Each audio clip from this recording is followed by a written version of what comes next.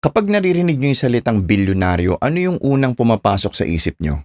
Matalino, madiskarte, mapagsamantala, mahusay sa negosyo, o korap? Hmm.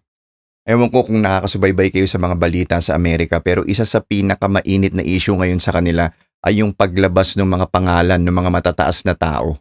Karamihan mga bilyonaryo at multimillionaires na konektado sa kaso ni Jeffrey Epstein. Grabe yun. Kukwento ko sa inyo maya-maya. Pero dahil sa issue na yan, lumulutang ulit yung tanong na may punto ba na aabot yung yaman ng isang tao na magiging delikado na siya para sa society? Meron bang halaga ng pera na kapag na-achieve ng isang tao ay hindi na siya nakakabuti sa lipunan? At kung meron man, anong amount yun? $100 million? $1 billion ba? Alam niyo yung kasabihan na money doesn't change someone. It just reveals who they really are. Ibig sabihin, hindi raw binabago ng pera ang isang tao. Inilalabas lang daw nito kung sino ka at kung ano yung tunay na nasa kalooban mo. Kung mabait ka talaga is mas lalo ka daw magiging mapagbigay at matulungin pag nagkapera ka. Pero kung may kayabangan or kasamaan ka na nakatago sa ugali mo, lalabas at lalabas daw lalo yun kapag nagkaroon ka na ng pera. Kasi ang pera ay nagbibigay ng kapangyarihan at impluensya at hindi natin madedenay yan. Bibigyan ka niya ng maraming choice sa buhay at kapag mas marami ka ng option, mas lumalabas daw ang tunay mong karakter at moralidad sa mga pipiliin mong sabihin at gawin. So dito sinasabi nila na ang pera ay isang tool or kasangkapan lang at hindi masama ang magkaroon ng maraming pera. Depende daw sa tao kung paano niya gagamitin yung sandamakmak na salapi. Which is tingin ko tama naman. Kasi meron tayong makikitang example ng tao na sobrang yaman na mabait at mapagbigay. Pero meron din yung mga kabaligtaran. Tama yung kasabihan na yan pag iniisip mo. Makes sense naman. Pero meron ba talaga tayong statistics or malinaw na ebidensya na totoo yan? Totoo bang depende lang talaga sa tao yan o may halaga ba ng pera na kapag naabot na ng isang tao, kahit sino pa siya ay pwede siyang lamunin ng kapangyarihan at maging masama? O kahit hindi man maging todo na masama ay yung maisip niyang gumawa ng bawal o illegal. Merong mga taong nagsasabi na billionaires should not exist daw or hindi daw dapat payagan na magkaroon ng mga bilyonaryo sa mundo. At ito ngang mga lumalabas na revelasyon tungkol nga dito kay Jeffrey Epstein ang ginagamit nila na dagdag na matibay na ebidensya ng mga taong nagsasabi niyan. At ito, itatry kong ipaliwanag sa inyo lalo na dun sa mga hindi nakakasubaybay sa malaking balita na to sa Amerika. At paalala lang, sensitibo to at hindi pang bata kaya patnubay at gabay ng magulang ay kailangan. Sobrang haba nitong issue kay Jeffrey Epstein, 2 dekada na ata tong scandal na to kaya hindi ko maisasama lahat sa video na to. Pero meron akong ililink sa description na isang English video sa YouTube na mas detalyado. Kaya panoorin nyo na lang kung gusto nyo ng mas kumpleto. Pero ito, bibigyan ko kayo ng pinaikling version. Si Jeffrey Epstein ay isang American financier at money manager ng mga sobrang yaman. Ibig sabihin, namumuhunan siya at tagahawak din siya ng pera ng mga bilyonaryo simula pa noong mga 1980s. Actually hanggang ngayon hindi malinaw kung paano siya yumaman at nakakuha ng mga koneksyon at meron pa rin mga nag-iimbestiga dyan up to now. Kasi nakatira lang daw siya dati sa isang maliit na apartment bago siya nakapagturo sa isang eskwelahan ng mga elitista sa New York nang walang background at diploma. At sabi gumamit pa daw yan ng peking credentials para makapasok. At dun sa mga eskwelahan ng mga elitista niya nakilala yung mga anak ng mga mayayaman at yung mga magulang nila. Tapos, yung isang estudyante niya ay anak ng CEO ng isa sa pinakamalaking bangko sa mundo nung time na yon at na-impress sa kanya kasi magaling daw bumuka tong si Jeffrey Epstein at sobrang bumilib sa kanya yung CEO. Inalok siya ng trabaho sa Wall Street. Yung Wall Street ay literal na kalye sa Amerika. Nandun yung New York Stock Exchange at doon din nakabase yung mga pinakamalalaking bangko at kumpanya sa mundo. So, nung napunta dun si Jeffrey Epstein, lalo pa siyang nakapasok sa mundo ng mga ultra-rich or yung mga nuknukan ng yaman. Kinalaunan, dahil magaling din talaga siyang makipag-usap at dumiskarte, nakapagtayo siya ng sarili niyang kumpanya na tumutulong sa mga bilyonaryo na bawiin yung mga nawawala sa kanilang pera sa business at tumutulong siyang itago yung mga yaman nila para makaiwas sa tax. Hanggang sa naging kliyente niya yung may-ari ng Victoria's Secret, yung pinakasikat na brand ng mga underwear sa mundo. Binigyan siya ng may-ari nun ng unlimited control sa lahat ng pera at ari-arian niya. Kaya dahil doon, lalong pinagkatiwalaan ng mga bilyonaryo itong si Jeffrey Epstein. Hanggang sa naging multimillionaire daw siya. Nagkaroon ng private jet, mansyon sa New York at sarili niyang island. Sa loob lang ng halos 20 years, nagawa niya lahat yun. Sa ang tindi ng inangat ng status at yaman niya simula sa pinanggalingan niya. Sabi ko daw kasi may mga taong nagsasabi na hindi lang basta pang multimillionaire yung lifestyle nitong si Epstein. Sabi bilyonaryo daw talaga siya at nakatago lang yung pera sa iba't ibang paraan at hindi nakadeclare para iwas tax. Yun yung teorya ng iba. Anyway, nag-umpisa yung malaking issue kay Jeffrey Epstein noong 2005. May nagsampa ng reklamo na magulang ng isang 14 years old na babae na sexual abuse na naganap daw sa mansyon niya. At dahil dyan nagkaroon ng investigasyon. Tapos, nadiskubre nila yung malawakan na operasyon ng pang-aabuso ng mga menor de edad. Sabi sa mga report at testimonya ng mga biktima, may mga kabataang nire-recruit at binabayaran para magmasahe lang daw, pero nauuwi sa pang-aabuso. Karamihan daw nire-recruit sila sa mga eskwelahan, sa shopping malls or inaalok ng trabaho. Iba't ibang paraan daw ang ginagamit. Merong minamanipula gamit yung pera or kaya tinatakot, meron yung pinapainom ng alak o kaya pinapagamit ng drugs para mawala ng kontrol sa sarili. Marami din sa mga biktima, sabi nila bukod sa minor de edad, galing sila sa mahirap na pamilya or nasa mahirap na sitwasyon, kaya mas madali silang naimpluwensyahan. Pero kahit sa dami ng ebidensya at ng testigo, noong 2008, nakakuha si Epstein ng isang controversial na plea deal. Kumbaga, pinayagan na lang siyang umamin sa mas mababang kaso. Solicitation of prostitution na lang ang kinaso sa kanya imbis na sex trafficking of minors, na kung natuloy yun, pwede siyang makulong ng hundreds of years sa dami ng nagreklamo sa kanya. So yung mga complainant, itinuring na lang sila na prostitutes, imbis na biktima ng human trafficking, kaya nakalusot si Epstein. Ito pang malupit, yung plea deal niya or yung mas mababang kaso ay pinirmahan daw ng pasikreto. Kaya hindi man lang nabigyan ng chance yung mga biktima na magsalita sa harap ng judge, kahit sila nagulat basta inapprove na lang. Sipin mo yun, nakabuo ng kaso yung FBI sa US. Di ba ang tindi ng FBI sa kanila? Pero may nakailam daw na mataas na opisyal. Kaya imbis na sa federal prison makulong or parang sa bilibid nila, sa county jail lang, parang sa police station lang siya nakulong. Tapos, work release program pa. Ibig sabihin, 6 na araw sa loob ng isang linggo, pwede siyang lumabas ng kulungan sa loob ng 12 hours kada araw. Para magtrabaho daw, kuno sa opisina niya sa labas.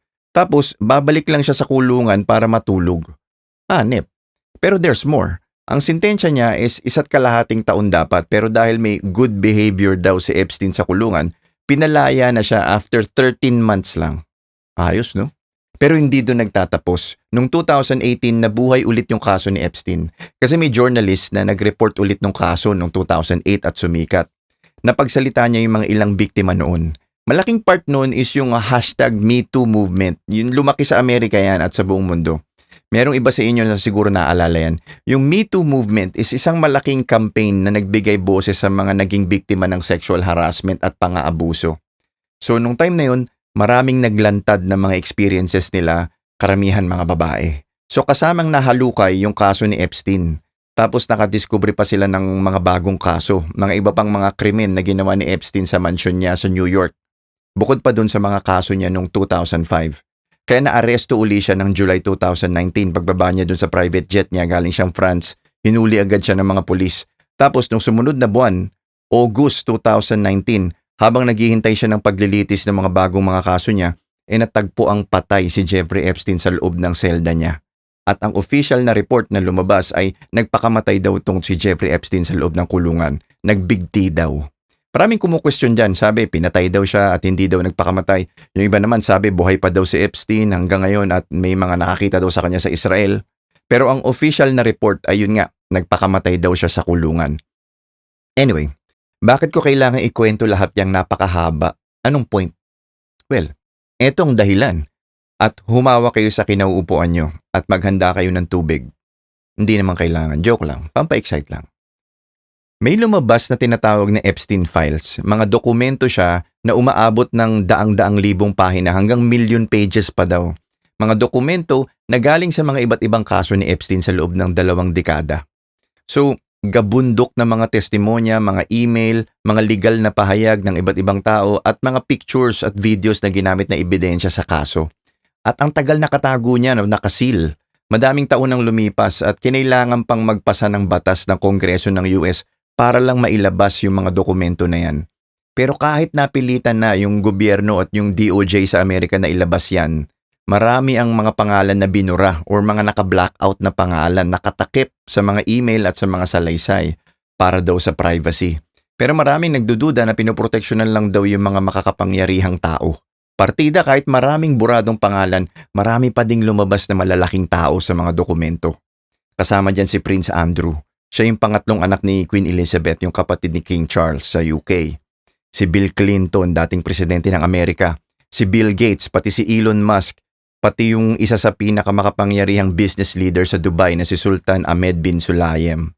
Pati yung mga taga-Hollywood, sila Michael Jackson at Diana Ross, Kevin Spacey at Chris Tucker, si Casey Wasserman, yung isang malaking talent manager doon, pati yung dating Prime Minister ng Norway, at pati yung presidente ngayon ng US na si Donald Trump. Libo-libong beses siyang nabanggit. At may mga nagsasabi na may kinalaman daw si Donald Trump sa pagkamatay ni Jeffrey Epstein sa kulungan dahil nangyari yun nung unang term ni Trump as presidente ng Amerika. Linawin ko lang, hindi porkit nabanggit yung pangalan sa Epstein files is ibig sabihin is kasama na agad sila sa pang-aabuso or dun sa krimen. May mga ilan na witness lang or empleyado or mga naging kaibigan or naging connection lang. Pero, at matinding pero, maraming nagsasabi na meron pang mas malalaking isda na hindi na ilalabas dahil nga maraming pangalan yung nakatakip. So kahit daw nakita na yung mga pangalan nila Bill Gates at Prince Andrew at Bill Clinton, mga low-hanging fruit pa daw yung mga yan. Kumbaga mas madali silang makita kasi sikat yung mga pangalan nila. Pero yung mga sangkot daw sa pinakaugat ng operasyon ni Epstein, yung mga taong nagpatakbo, mga nagprotekta sa kanya, yung mga posibleng nagpapatuloy pa din sa mga ganong gawain, nakatago pa rin daw yung mga pangalan. Yung mga mas malalaking pangalan pa daw ay yung mga taong hanggang ngayon nasa posisyon pa din at may kapangyarihang pigilan lumabas yung buong katotohanan. Sa mismong bibig daw ni Donald Trump, sabi niya, pag lumabas yung kabuuan ng Epstein files ay my friends will get hurt. Presidente mismo ng Amerika, sabi niya may mga kaibigan o kakilala daw siya na masasaktan pag pinakita lahat. Nga pala, isa pang dahilan kung bakit hindi ko dinitalye sa inyo lahat tungkol dito sa Epstein files is bukod sa sobrang haba, meron din daw blackmail at mga eksperimento sa tao na parang sa horror movie. Meron din daw torture, mga ritual, pati daw cannibalism. Hindi pa napapatunayan lahat yan, pero again, kung gusto nyo pang mag-research dito, maghanda kayo kasi may mga detalyeng mabigat at nakakagimbal na pwedeng magdulot ng trauma. Alam niyo yung movie at yung mga series na parang ganyan yung tema? Alam niyo yung The Hunt or yung Ready or Not or yung Squid Games na series? Yung ginagawang parang laruan or entertainment yung mga super yaman yung buhay ng mga mahihirap or ng mga ordinaryong tao. Ginagawa silang parang mga hayop na hinahunt or nagiging board game piece sila para sa enjoyment ng mga elitistang masasamang mag-isip. Kaya maraming tao sa mundo ngayon shocked or nagulat sa totoo lang dyan sa mga Epstein files na yan. Pag nakita mo kasi sa movies yan, parang OA masyado, parang imposible sa totoong buhay. Mukhang fiction lang talaga. Pero ang nakakatakot is parang may part pala doon na totoo. 'Di ba? Tapos yung mga involved pa, kapatid ng hari, presidente, mga bilyonaryo at multimillionaires. Alam mo yun?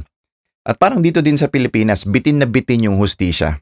Wala pa din dun sa mga nabanggit na malalaking isda na politiko or bilyonaryo na sinampahan ng kasong kriminal sa korte hanggang ngayon. At mukhang wala nang mangyayari.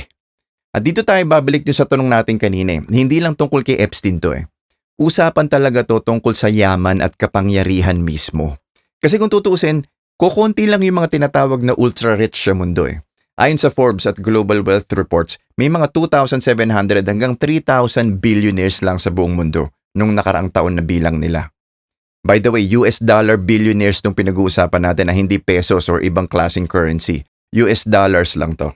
Pero yun nga, kung ikukumpara sila sa 8 billion na tao sa buong mundo, napakakunti lang nila. Around 0.00003% lang sila ng mga tao sa mundo. Less than 1%. Pero yung less than 1% na yan ang nagmamayari ng halos kalahati ng lahat ng yaman sa buong mundo. Okay lang sana kaso ang nagiging problema pag yung lahat ng yaman is nakakonsentrate lang or nasa iilang tao lang, may automatic na epekto sa impluensya sa lipunan. Hindi dahil masama sila agad bilang tao pero dun sa sistema natin mismo. Sa Amerika halimbawa, legal sa kanila at pwedeng gumastos yung mga mayayamang tao at malalaking kumpanya para impluensyahan yung mga pulisiya ng gobyerno. At dito naman sa atin sa Pilipinas, hindi rin naman natin madideny yung sobrang laking epekto ng pera sa politika. Mula sa campaign donations hanggang sa mga kontratang napupunta sa iilang malalaking negosyo lang. At minsan, hindi lang impluensya, yung mismong mayayaman na yung tumatakbo sa mga posisyon at sila na rin yung nagiging gobyerno. Walang masama sana kung ang totoong purpose nila is makatulong at magserbisyo talaga sa mga tao. Pero ang tanong, ganun ba talaga yung nangyayari? Again, hindi ibig sabihin nito na masama agad lahat ng mayayaman. Pero makikita mo talaga kung sino yung mas may pera, sila yung may pinakamalakas na boses sa lipunan. Yung isa pang tanong natin kanina, may punto ba talaga ng sobrang kayamanan na nagdudulot na ng hindi maganda or ng corruption? May mga pag-aaral na nagpapakita na habang tumataas daw yung estado ng isang tao, is tumataas din yung tendency ng sense of entitlement at risk-taking behavior nito. Habang tumataas daw yung yaman ng isang tao, mas madalas na uuwi sa pagiging makasarili at sa pagkawala ng pakialam nila sa kapwa. Ang teorya is kasi daw mas nababawasan yung pagdepende nila sa ibang tao sa paligid or sa community para mabuhay. Kumbaga parang who you, hindi ko kayo kailangan mentality. Parang ganun daw yung nangyayari. Marami silang ginawang eksperimento sa pag-aaral na yan at nilagay ko yung link sa description sa study na to. Pero hindi yan patunay or ebidensya na sumasama nga talaga ang isang tao pag yumayaman. Pwede lang yan tignan na baka related nga yung pagyaman pero hindi automatic na yun yung dahilan. Okay? At wala rin tayong pruweba at eksaktong halaga na pag umabot ka na sa $1 billion ay automatic na masama ka na. Wala tayong scientific na number na nagsasabing, pag 500 million na ang pera mo, masisira na yung moralidad mo bilang tao. Wala tayong ganun. Pero ang argumento ng mga galit sa bilyonaryo ay hindi raw dapat magkaroon ng ganong kayaman dahil pag nakakamal daw ng ganong kalaking pera ang isang tao, ay senyales daw yun na may mali or may problema sa sistema mismo. Ang punto nila ay ganito, wala daw taong yayaman ng ganong katindi ng mag-isa. Kasi para kumita ka ng ganong kalaking pera, ay kailangan mo ng ibang tao. At kailangan mo din ng komunidad na gumagana. Kailangan mo na maayos na kalsada para may mga taong makapunta sa business mo or para ma-deliver ng maayos yung mga produkto mo. Kailangan mo ng empleyado at dapat yung mga empleyado mo ay edukado ay may pinag-aralan kasi paano sila magtatrabaho kung wala silang alam. Kailangan mo ng batas at mga tagapagpatupad ng batas para walang bastang pwedeng magnakaw sa mga produkto mo. At syempre, kailangan mo din ng customer para may market ka. Kaya kanino mo naman ibibenta yung produkto o serbisyo mo kung mag-isa ka lang sa mundo. 'Di ba? At lahat yan, sinusuportahan ng buong society. Lahat yan, may ambag tayong mga tao sa paligid kasi tax natin ang nagpapagana sa buong sistema para makapagnegosyo ng maayos ang kahit sino, pati mga bilyonaryo. Tax natin yung pangpagawa ng mga kalsada, pangpondo sa mga public schools, pangbayad sa mga pulis para may kaayusan. Gets nyo? Kaya daw tama lang na yung mga multimillionaires at mga billionaires ay mataksan ng mas mataas. Hindi raw para parusahan sila, kumbaga pang give back or pangbalik lang sa sistema na sumuporta sa kanila para magkaroon ng successful na business. Para bang sinasabi natin sa kanila na, uy, mag-share naman kayo. Baka naman, may ambag din naman kami sa naging yaman nyo eh. Parang ganun. Sa kabilang side naman, ang argumento nila is, bakit mo daw paparusahan yung mga taong nakagawa ng successful na business at yumaman? Yumaman naman sila dahil nakagawa sila ng magandang produkto or serbisyo na napapakinabangan ng maraming tao. Nakapagbigay din sila ng maraming trabaho at nakaka-develop sila ng mga bagong technology na nakakatulong sa mundo. Bakit natin sila pipigilan at babawasan natin yung kita nila? Baka daw imbis na ganahan yung mga magagaling na tao na gumawa ng mga bagong produkto at serbisyo mawala na sila ng gana kasi kukunin lang ng gobyerno yung kikitain nila dahil sa malaking tax. Kaya sabi, pag tinaasan yung tax ng mga mayayaman, baka matigil yung pag-usad ng bagong technology at wala nang maimbento na bagong produkto o serbisyo. Pero baka may mga nagsasabi sa inyo dyan na mataas naman talaga ang tax ng mga mayayaman. Well, oo, totoo yan. Sa atin sa Pilipinas, 35% ang tax ng mga sumusweldo ng mahigit 8 million pataas kada taon. Sa mga korporasyon naman, nasa 20 to 25% ang tax. So okay naman sana pero may magic yan Hindi illegal pero medyo madaya yung dating Kasi yung mga ultra-rich kadalasan hindi sa sweldo galing yung kinikita nila, kundi dividends, capital gains, shares ng kumpanya na mas mababa yung tax rates. Minsan may mga tax incentives at corporate structures din na nagpapababa palalo nung binabayaran nila. Tapos yung mga luho nila kagaya ng kotse, travel, mga mamahaling dinner sa restaurants, yung iba dyan, dinideclare nila na business expense kaya lumiliit lalo yung taxable income nila. Again, legal naman lahat yan pero dahil may pambayad sila sa mga pinakamagagaling na tax accountants nagagawan ng paraan. Ganun lang talaga. So ano ngayon mangyayari? Masama ba talaga na magkaroon ng mga nuknukan ng yaman sa mundo? Pero siguro mas magandang tanong paano natin sisiguraduhin na kahit ganong yaman ang maabot ng isang tao, hindi siya mas magiging makapangyarihan kaysa sa batas natin? Kasi parang doon tayo nagkakatalo di ba? Hindi sa dami ng pera kundi yung pag-abuso sa kapangyarihan pag sumobrang dami na yung pera. So ano bang maganda? Dapat bang magkaroon ng limit or wealth cap na pag umabot ka na doon is stop na? O dapat mas mataas na taksang ipapataw sa mga kikita ng milyones or bilyones? Or baka mas malawak na transparency laws or mas maigpit na finance rules ang kailangan? O kaya siguro, hayaan na lang natin? Umasa na lang tayo na sana tamang moralidad pa rin ang mga ibabaw sa isang tao kahit na yumaman siya ng husto. Walang madaling sagot dito sa totoo lang kasi parang hindi talaga pera yung kalaban Hindi rin yung pagiging successful ng ilang tao ang problema. Usapan talaga dito yung kapangyarihan at kung sino yung makikinabang, pati yung human nature nating mga tao. Ang importante dito, paano natin babalansihin? Kapag sobrang yaman na ng isang tao, kaya pa rin ba siyang kontrolin ng batas ng lipunan natin or siya na yung may kontrol sa batas natin? Kasi yung tunay na sukatan kung may maayos na sistema ang isang bansa ay hindi kung gaano karaming taong yumayaman. Kundi kung gaano napoprotektahan ang karapatan ng lahat ng patas, mayaman man o mahirap.